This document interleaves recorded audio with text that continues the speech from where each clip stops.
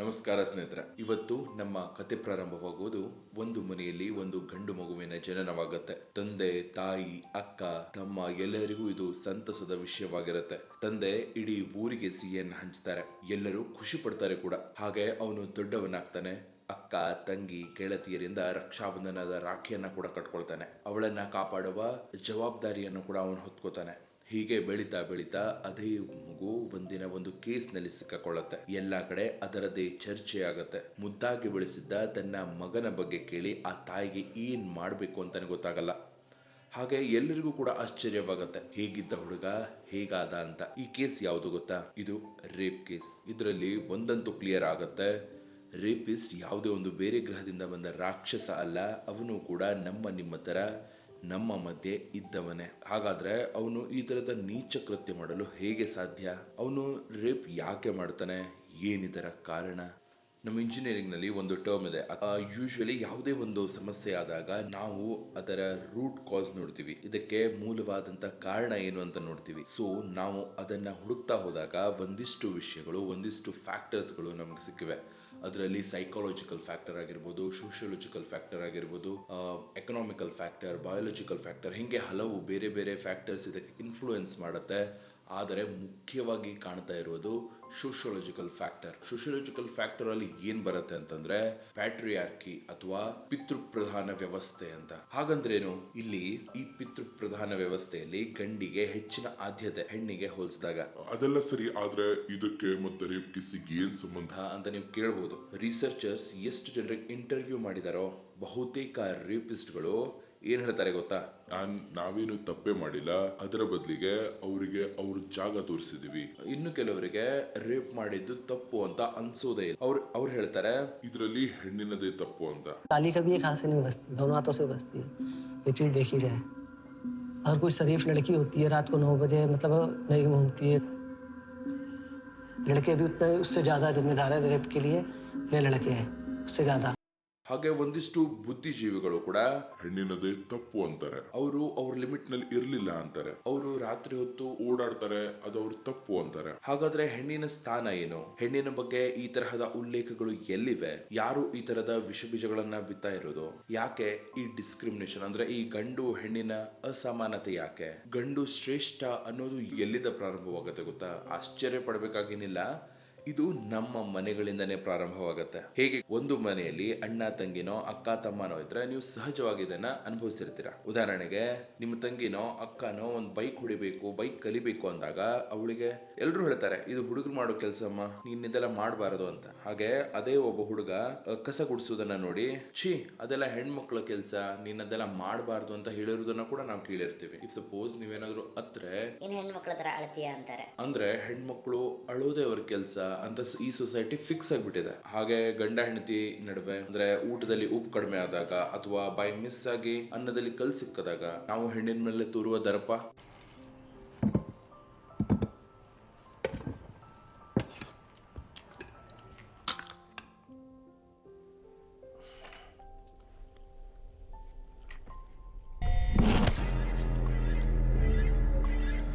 ध्यान का रहता है. ಇವೆಲ್ಲವೂ ಏನು ತಿಳಿಯದ ಆ ಮಗುವಿಗೆ ಏನ್ ಅನ್ಸ್ಬೋದು? ಆ ಮಗುವಿಗೆ ಒಂದ್ ಮಾತ್ರ ಕ್ಲಿಯರ್ ಆಗಿರುತ್ತೆ, ಏನು ಗೊತ್ತಾ? ನಾನೊಬ್ಬ ಗಂಡು, ನಾನು ಏನ್ ಮಾಡಿದ್ರು ನಡೆಯುತ್ತೆ, ಹೆಣ್ಮಕ್ಳು ನಮ್ ಸೇವಕರು ಅಂತ. ಈ ಯೋಚನೆ ಬರುತ್ತೋ ಇಲ್ವೋ? ಹಾಗೆ ಒಂದಿಷ್ಟು ಜನ ಹೇಳ್ತಾರೆ ಕೂಡ, ಅವನ್ ಗಂಡು ಏನ್ ಮಾಡಿದ್ರು ನಡೆಯುತ್ತೆ, ಆದ್ರೆ ನೀನು ಹೆಣ್ಣು, ನೀನ್ ಹದ್ ಬಸ್ನಲ್ಲಿ ಇರ್ಬೇಕಮ್ಮ. ಇಲ್ಲಿ ನಾನೊಂದು ನನ್ನ ಫ್ರೆಂಡಿಂದ ಉದಾಹರಣೆ ಕೊಡ್ತೇನೆ. ನಾವೆಲ್ಲರೂ ವೆಕೇಶನ್ಗೆ ಊರಿಗೆ ಹೋಗಿರ್ತೀವಿ. ಅವನು ಕೂಡ ಊರಿಗೆ ಹೋಗಿರ್ತಾನೆ. ಅವನಿಗೆ ಟಿವಿ ನೋಡ್ಬೇಕಾಗಿರುತ್ತೆ. ಸೊ ಅವ್ನು ಟಿವಿ ನೋಡ್ಲು ಬಂದಾಗ ಅವಳು ತಂಗಿ ಏನ್ ಮಾಡ್ತಾಳೆ ಗೊತ್ತಾ? ಅವಳು ನೋಡ್ತಿದ್ದ ಟಿವಿ ಚಾನಲ್ ಚೇಂಜ್ ಮಾಡಿ ಟಿವಿ ರಿಮೋಟ್ ಇವನ್ ಕೈಲಿ ಕೊಡ್ಬೇಕಂತೆ. ಮತ್ತೆ ಅವನಿಗೆ ನೀರೇನಾದ್ರೂ ಬೇಕಾಯ್ತು, ಊಟ ಬೇಕಾಯ್ತು, ಅವನು ಇದ್ದಿದ್ದ ಜಾಗದಲ್ಲೇ ನೀರು ಊಟ ಎಲ್ಲ ತಂದು ಕೊಡ್ಬೇಕು. ಇದು ಯಾವುದು ಆ ತಂಗಿಯ ಮೇಲಿದ್ದ ಸಲಿಗೆ ಅಲ್ಲ, ಅದು ನಾನೊಬ್ಬ ಗಂಡು ಅನ್ನುವ ದರ್ಪ, ಆ ಸೊಕ್ಕು. ಈ ತರದ ವಿಚಾರಗಳನ್ನ ಇಟ್ಕೊಂಡು ನಾವು ಹೇಗೆ ಭಾರತ ಮಾತೆ ಅಂತ ಹೇಳಲು ಸಾಧ್ಯ? ಈ ತರದ ವಿಚಾರಗಳನ್ನ ಇಟ್ಕೊಂಡು ನಾವು ಹೇಗೆ ವಿಶ್ವಗುರು ಭಾರತ, ಅಖಂಡ ಭಾರತದ ಕನಸನ್ನ ಕಾಣ್ಲಿಕ್ಕೆ ಸಾಧ್ಯ?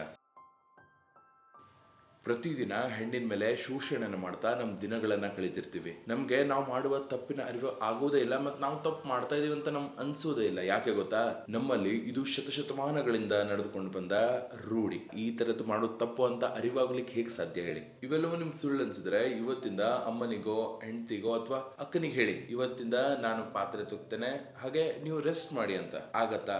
ಯೋಚನೆ ಮಾಡಿ, ನಿಮ್ಗೆ ಆಗತ್ತಾ? ನಿಮ್ಮ ಮನಸ್ಥಿತಿ ಇದಕ್ಕೆ ಒಪ್ಕೊಳತ್ತಾ?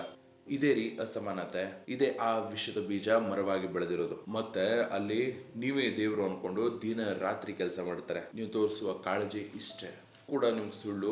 ಹಾಗೆ ಕಾನೂನು ಸರಿ ಇದ್ರೆ ಎಲ್ಲವೂ ಸರಿ ಆಗತ್ತೆ ಅನ್ಕೊಂಡ್ರೆ ಇಲ್ಲ. ಹಾಗೇನಾದ್ರೂ ಆಗೋದಿದ್ರೆ ಮಿಡಲ್ ಈಸ್ಟ್ ನಲ್ಲಿ ಈ ತರದ ಕೇಸಸ್ ಆಗ್ತಾನೆ ಇರಲಿಲ್ಲ. ಅಂದ್ರೆ ನಿಮ್ಗೆ ಶರಿಯಾ ಕಾನೂನ್ ಬಗ್ಗೆ ಗೊತ್ತಿದ್ರೆ ನಿಮ್ಗೆ ಅರ್ಥ ಆಗ್ತಿತ್ತು. ಆದ್ರೆ ಈ ಡಾಟಾ ಏನೋ ಉಲ್ಟಾನೆ ಹೇಳುತ್ತೆ. ಎಷ್ಟೋ ಕೇಸಸ್ ಅಲ್ಲಿ ರಿಜಿಸ್ಟರ್ ಕೂಡ ಆಗಲ್ವಂತೆ. ಸೊ ಇದೆಲ್ಲ ಡೀಪ್ ರೂಟೆಡ್ ರೀ. ನಮ್ಮ ಮನೆಯಿಂದ ನಾವು ಸುಧಾರಿಸಿದಾಗ ಮಾತ್ರ ಈ ದೇಶ ಸುಧಾರಣೆ ಆಗ್ಲಿಕ್ಕೆ ಸಾಧ್ಯ. ಅದು ಹೇಗೆ ಅಂದ್ರೆ, ಈ ಗಂಡು ಮಕ್ಕಳಿಗೆ ಶಿಕ್ಷಣ ಕೊಡಬೇಕು ನಿಜ, ಆದರೆ ಅದ್ರ ಜೊತೆಗೆ ಅವನಿಗೆ ಪಾತ್ರೆ ಅಡಿಗೆ ಮಾಡ್ಲಿಕ್ಕೂ ಕಲಿಸ್ಬೇಕು. ನಿನ್ನಲ್ಲಿ ನಿನ್ನ ತಂಗಿ ಅಥವಾ ಅಕ್ಕನ ಮಧ್ಯೆ ಯಾವ ಅಂತರವೂ ಇಲ್ಲ ಅನ್ನೋದು ಅವನಿಗೆ ಅರಿವು ಮೂಡಿಸ್ಬೇಕು. ತಾಯಿ, ಅಕ್ಕ ಅಥವಾ ಹೆಂಡತಿ ಆಗಿರಲಿ, ಅವಳ ಮೇಲೆ ಯಾವುದೇ ರೀತಿಯ ಶೋಷಣೆಯನ್ನ ಮಾಡಬಾರ್ದು. ಆದರೆ ನಮ್ಮ ಭಾರತ, ನಿಮ್ಗೆ ಗೊತ್ತಾ, ಪ್ರತಿ 3ರಲ್ಲಿ ಒಂದು ಮಹಿಳೆ ಅಥವಾ ಒಂದು ಹೆಣ್ಣು ಶೋಷಣೆಗೊಳಗೆ ಆಗೇ ಆಗ್ತಾಳೆ. ಇದು ಯಾವುದೋ ನಾನು ಹೇಳ್ತಾ ಇರೋದಲ್ಲ, ಇದು WHO ರಿಪೋರ್ಟ್ ಹೇಳ್ತಾ ಇರೋದು. ಈಗಲೂ ಕೂಡ ನಿಮಗೆ ಒಪ್ಕೊಳ್ಳಿಕ್ ಆಗ್ತಾ ಇಲ್ಲ, ನಾವು ಸಮಾನರಾಗಿ ಟ್ರೀಟ್ ಮಾಡ್ತೀವಿ, ನಮ್ಮ ಮನೇಲಿ ಹಾಗಿಲ್ಲ ಅನ್ಕೊಂಡ್ರೆ, ನಿಮ್ಮ ಮನೇಲಿರುವ ಬೈಕ್ ಅಥವಾ ಕಾರ್ ಯಾರ ಹೆಸರು ಮೇಲಿದೆ? ನಿನ್ನ ಪ್ರಾಪರ್ಟಿ ಯಾರ ಹೆಸರು ಮೇಲಿದೆ? ನಿಮ್ಮ ಮನೆ ಯಾರ ಹೆಸರು ಮೇಲಿದೆ? ಯೋಚನೆ ಮಾಡಿ. ಇದು ಸಮಾನತೆನ ಅಸಮಾನತೆನ?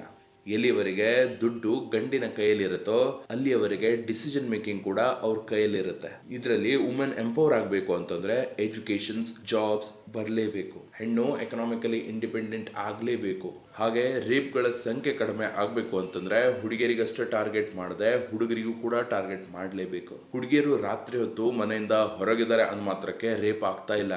ಆದ್ರೆ ಈ ತರದ ನೀಚ ಮೆಂಟಾಲಿಟಿ ಹೊಂದಿರುವ ಹುಡುಗರು ರಾತ್ರಿ ತಿರುಗಾಡ್ತಾ ಇದ್ದಾರೆ ಅಂತಾನೆ ಈ ರೇಪ್ ಕೇಸಸ್ಗಳು ಆಗ್ತಾ ಇರೋದು. ಸೊ ಈ ಎಲ್ಲದರಲ್ಲೂ ಹೆಣ್ಮಕ್ಳಿಗೆ ದೂಷಿಸುವುದನ್ನ ಬಿಟ್ಟು ನಿಮ್ಮ ಗಂಡು ಮಗನ ಹತ್ರನೂ ಕೂಡ ಲಕ್ಷ್ಯ ಕೊಡಿ. ಹೆಣ್ಮಕ್ಳಿಗೆ ಶಿಕ್ಷಣದ ಕೊರತೆ ಆಗದೆ ಇರೋ ಹಾಗೆ ನೋಡ್ಕೊಳ್ಳಿ. ಒಂದ್ ವೇಳೆ ಗಂಡಿಗೆ ಕೊರತೆ ಆದ್ರೂ ಪರವಾಗಿಲ್ಲ. ಹಾಗೆ ಪ್ಲೀಸ್ ಗಂಡು ಹೆಣ್ಣು ಅನ್ನುವ ಭೇದ ಭಾವ ಮಾಡಬೇಡಿ, ಸಮಾನರಾಗಿ ನೋಡಿ. ಇಕ್ಷ್ವಾಕು ತಿಲಕ ಎನ್ನುವ ನಾವೆಲ್ ನಲ್ಲಿ ಕವಿ ಬರೀತಾರೆ, ಪ್ರಭು ಶ್ರೀರಾಮಚಂದ್ರ, ಲಕ್ಷ್ಮಣ ಹಾಗೆ ಮಾತೆ ಸೀತೆ ವನವಾಸಕ್ಕೆ ಹೋದಾಗ ಅವ್ರ ಕೆಲ್ಸಗಳನ್ನ ಹೇಗೆ ಶಿಫ್ಟ್ ವೈಸ್ ಡಿವೈಡ್ ಮಾಡ್ಕೊಂಡಿರ್ತಾರೆ ಅಂದ್ರೆ, ರಾಮ ಬೇಟೆಗೆ ಹೋದ್ರೆ ಸೀತಾ ಅಡಿಗೆ ಮಾಡಬೇಕು, ಹಾಗೆ ಲಕ್ಷ್ಮಣ ಅತ್ತಿಗೆಗೆ ಸಹಾಯ ಮಾಡ್ತಾ ಪಾತ್ರೆ ಕೂಡ ಅವನೇ ತೊಳಿಬೇಕಂತೆ. ಹಾಗೆ ನಾಳೆ ರಾಮ ಕೂಡ ಅಡಿಗೆ ಮಾಡಬೇಕು ಅಂದ್ರೆ ಯಾವುದೇ ಒಂದು ಕೆಲಸ ಕಂಪಲ್ಸರಿ ಅವರೇ ಮಾಡಬೇಕು ಅಂತಿರ್ಲಿಲ್ಲ. ಇದು ರಾಮರಾಜ್ಯದ ಸುಂದರ ಕಲ್ಪನೆಯ ಒಂದು ಭಾಗ ರೀ. ಹೀಗೆ ಎಲ್ಲಿಯವರೆಗೆ ನಮ್ಮ ಗಂಡು ಮಕ್ಕಳು ಅಡಿಗೆ ಮನೆಗೆ ಹೋಗೋದಿಲ್ವೋ, ಎಲ್ಲಿಯವರೆಗೆ ಅಡಿಗೆ ಪಾತ್ರೆ ತಿಕ್ಕೋದು ನನ್ನದೊಂದು ಕರ್ತವ್ಯ ಅಂತ ಅವ್ರಿಗೆ ಅನ್ಕೊಳ್ಳೋದಿಲ್ವೋ, ಎಲ್ಲಿಯವರೆಗೆ ಗಂಡು ಹೆಣ್ಣಿನ ಸಮಸ್ಯೆ ಕಷ್ಟಗಳನ್ನ ಅರ್ಥ ಮಾಡ್ಕೊಳ್ಳೋದಿಲ್ವೋ, ಎಲ್ಲಿಯವರೆಗೆ ಈ ಜೀವನ ಸುಂದರವಾಗಿ ನಡಿಬೇಕು ಅಂತಂದ್ರೆ ಹೆಣ್ಣಿನ ಅವಶ್ಯಕತೆ ಗಂಡಿನಷ್ಟೇ ಇದೆ. ಹಾಗೆ ಇದು ರಥದ ಚಕ್ರದ ಹಾಗೆ 2 ಚಕ್ರಗಳು ಸಮನಾಗಿ ಹೋದಾಗ ಮಾತ್ರ ರಥ ಮುಂದೆ ಹೋಗಲು ಸಾಧ್ಯ ಅಂತ ಎಲ್ಲಿವರೆಗೆ ಇವರಿಗೆ ಇದು ಅನ್ಸೋದಿಲ್ವೋ ಅಲ್ಲಿಯವರೆಗೆ ಈ ತರಹದ ನೀಚ ಕೃತ್ಯಗಳು, ಹೆಣ್ಣಿನ ಮೇಲೆ ಶೋಷಣೆಗಳು ಆಗೋದು ಕಡಿಮೆ ಆಗಲ್ಲ. ಯಾರೇ ಆಗ್ಲಿ, ಹೆಣ್ಣಿಗೆ ಒಂದು ಆಟದ ಗೊಂಬೆ ತರಾನೋ ಮನೆ ಕೆಲಸದವಳ ತರಾನೋ ದಯವಿಟ್ಟು ನೋಡ್ಬೇಡಿ. ಹೆಣ್ಣು ಒಂದು ಪರಿಶುದ್ಧ ನೀರಿನ ಹಾಗೆ. ಅವಳಿಗೆ ಯಾವ ಬಣ್ಣದ ಅಥವಾ ಆಕಾರದ ಪಾತ್ರೆ ತೀರಾ ಅವಳು ಆ ರೂಪವನ್ನು ತಗೊಳ್ತಾಳೆ. ಹೇಗೆ ಅಂದ್ರೆ, ನೀವು ಅವಳನ್ನ ಗೃಹ ಲಕ್ಷ್ಮಿಯಾಗಿ ನೋಡಿದ್ರೆ ಖಂಡಿತ ಅವಳು ನಿನ್ನ ಜೀವನದಲ್ಲಿ ಲಕ್ಷ್ಮಿಯಾಗಿ ಬರ್ತಾಳೆ. ನೀವು ಅವಳನ್ನ ತಾಯಿ ಸರಸ್ವತಿಯ ರೂಪದಲ್ಲಿ ನೋಡಿದ್ರೆ ನಿನ್ನೆಲ್ಲ ಕಷ್ಟಗಳಿಂದ ಹೊರಬರುವ ದಾರಿಯನ್ನ ಕೂಡ ಅವಳೇ ತೋರಿಸ್ತಾಳೆ. ಹಾಗೆ ನೀವು ಅವಳನ್ನ ಮಾತೆ ಶಕ್ತಿ ರೂಪದಲ್ಲಿ ನೋಡಿದ್ರೆ ನಿನ್ನೆಲ್ಲ ಕಷ್ಟಗಳಿಂದ ಹೊರಬರಲು ನಿನ್ ಜೊತೆಯಾಗಿ ನಿಂತು ಶ್ರಮ ಕೂಡ ಪಡ್ತಾಳೆ. ನಿಜ ಹೇಳಿ, ನಿಮ್ಮೆಲ್ಲ ಕಷ್ಟಗಳಿಗೆ ಫಸ್ಟ್ ನೆನಪಾಗೋದು ಒಂದು ಹೆಣ್ಣೆ ಅಲ್ವೇ? ಅದು ತಾಯಿ ಕೂಡ ಆಗಿರ್ಬೋದು, ಅದು ಅಕ್ಕ ತಂಗಿನೂ ಆಗಿರ್ಬೋದು, ಮಡದಿನೂ ಅಥವಾ ಮಗಳು ಕೂಡ ಆಗಿರ್ಬೋದು. ಇವರೆಲ್ಲರೂ ಹೆಣ್ಣೆ ಅಲ್ವಾ? ಹೀಗಿದ್ಮೇಲೆ ಯಾವ ಕಾರಣದಿಂದ ನಾನೇ ಶ್ರೇಷ್ಠ, ನನ್ನಿಂದಲೇ ಎಲ್ಲ ಅನ್ನುವ ಭ್ರಮೆ ನಿನಗೆ? ಗಂಡು ಮನವೇ, ಕತ್ತಲು ಆವರಿಸಿದ ಈ ಕೆಟ್ಟ ಮನಸ್ಥಿತಿಯಿಂದ ಹೊರಗೆ ಬಾ. ಒಂದು ಸರಿ ಸಮಾನತೆಯ ಗೌರವದ ಈ ಸುಂದರ ಜೀವನದತ್ತ ಕಣ್ಣಾಯಿಸು. ಒಂದು ಮುಗ್ಧ ಹೆಣ್ಣಿನ ಜೀವನ ಸರ್ವನಾಶ ಮಾಡದೆ ಅವಳ ಜೀವನ ಉಜ್ವಲವನ್ನಾಗಿ ಮಾಡು. ನಿನ್ನ ದೃಷ್ಟಿಯನ್ನ ಬದಲಾಯಿಸು, ನಿನ್ನ ಮನಸ್ಥಿತಿಯನ್ನ ಬದಲಾಯಿಸು. ಅದಕ್ಕಾಗಿ ಹೇಳೋದು, ಮನಸ್ಥಿತಿಗಳು ಬದಲಾದಾಗ ಮಾತ್ರ ಪರಿಸ್ಥಿತಿಗಳು ಬದಲಾಗ್ಲಿಕ್ಕೆ ಸಾಧ್ಯ. ನಾನು ಬದಲಾದಾಗ ಮಾತ್ರ ದೇಶ ಬದಲಾಗ್ಲಿಕ್ಕೆ ಸಾಧ್ಯ. ನಮ್ಮ ಮನೆ ಶ್ರೇಷ್ಠ ವಿಚಾರಗಳಿಂದ ತುಂಬಿದಾಗ ಮಾತ್ರ ನಮ್ಮ ದೇಶ ವಿಶ್ವಗುರುವಾಗ್ಲಿಕ್ಕೆ ಸಾಧ್ಯ. ನಾವು ನಮ್ಮ ಮನೆಯ ಹೆಣ್ಮಕ್ಳನ್ನ ಗೌರವದಿಂದ ನೋಡಿದಾಗ ಮಾತ್ರ ಬೇರೆಯವರು ನಮ್ಮ ಹೆಣ್ಮಕ್ಳಿಗೆ ಗೌರವದಿಂದ ನೋಡಲು ಸಾಧ್ಯ. ನಮ್ಮ ಮನೆಯ ಹೆಣ್ಮಕ್ಳು ನಮ್ಮ ಗೌರವ. ಇದು ಯಾರೋ ಒಬ್ರು ಮಾಡೋದ್ರಿಂದ ಏನು ಚೇಂಜಸ್ ಆಗಲ್ಲ. ಈ ಬದಲಾವಣೆ ನಮ್ಮ ಮನೆಗಳಿಂದ ಬರಬೇಕು. ಸೊ ಈ ಬದಲಾವಣೆ ನಮ್ಮ ಮನೆಗಳಿಂದ ಪ್ರಾರಂಭವಾಗಲಿ. ನಿಮ್ಮ ಒಪ್ಪಿಗೆ ಇದ್ರೆ ವಿ ಆಲ್ ಆರ್ ಈಕ್ವಲ್ ಅಥವಾ ನಾವೆಲ್ಲರೂ ಸಮಾನರು ಅಂತ ಕಾಮೆಂಟ್ ಮಾಡಿ. ಹಾಗೆ ಆದಷ್ಟು ಜನರಿಗೆ ಇದನ್ನ ಶೇರ್ ಕೂಡ ಮಾಡಿ. ಅವಳ ಜೀವನ ಕೂಡ ಬೆಳಕಾಗಲಿ. ಧನ್ಯವಾದಗಳು.